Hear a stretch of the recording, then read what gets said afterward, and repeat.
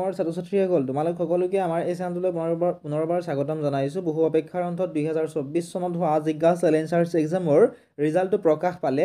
গতিকে ৰেংক হোল্ডাৰৰ লিষ্টখন আহি গৈছে। গতিকে তোমালোকৰ নামটো ৰেংকত আছে নে নাই তোমালোকে ইয়াৰ পৰা চাব পাৰিবা। ক্লাছ 3 পৰা 9 লৈকে ৰেংক হোল্ডাৰৰ লিষ্টখন প্ৰকাশ পাইছে।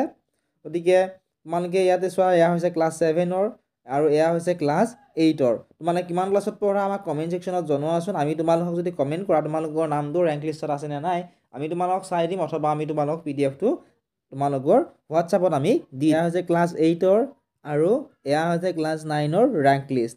গতিকে ইয়াতে তোমালোকে চাব পাৰিবা ৰেংক 1ত কোন আছে। ৰেংক 1ত আছে প্ৰেৰণা ডেকা। প্ৰেৰণা ডেকাই পঢ়া স্কুলখনৰ নাম হৈছে প্ৰাঞ্জল মেমৰিয়েল একাডেমি ৰহা।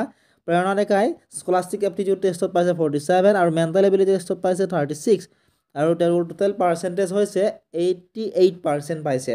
ঠিক আছে, নেক্সট তোমালোকে চোৱা ৰেংক নাম্বাৰ 2ত কোন আছে। জ্যোতিস্মিতা দাস আছে ৰেংক 2ত।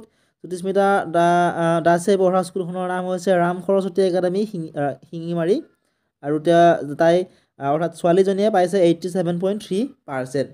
গতিকে এনেকুৱা ধৰণে ইয়াতে তোমালোকে চাব পাৰিবা ক'ত কি দিয়া আছে। তোমালোক কৈ দিছোঁ এবাৰ। ইয়াতে এইখিনিত ৰেংকটো দিয়া আছে, ইয়াতে দিয়া আছে ৰোল নাম্বাৰসমূহ, ইয়াতে দিয়া আছে কেণ্ডিডেটসকলৰ নাম।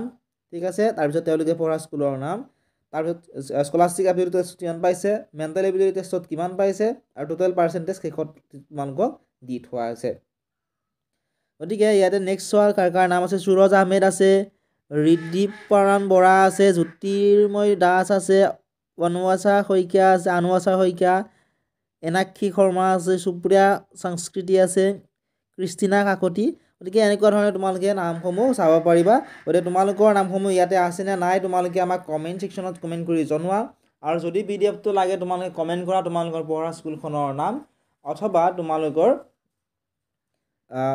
নামটো। ঠিক আছে, আমি চেষ্টা কৰিম তোমালোকৰ ৰিজাল্টটো চাই দিবলৈ বা তোমালোকক আমি PDF-টো দিবলৈ। গতিকে এতিয়াই তোমালোকে কমেণ্ট কৰা আৰু PDF-টো যদিহে লাগে আমাক হোৱাটছআপত মেছেজ কৰা। ডেছক্ৰিপশ্যনত হোৱাটছআপ নাম্বাৰ দি থোৱা আছে বা স্ক্ৰীনতো তোমালোকে দেখিবলৈ পাই আছা। চেনেলটো যদি ছাবস্ক্ৰাইব কৰা নাই ছাবস্ক্ৰাইব কৰি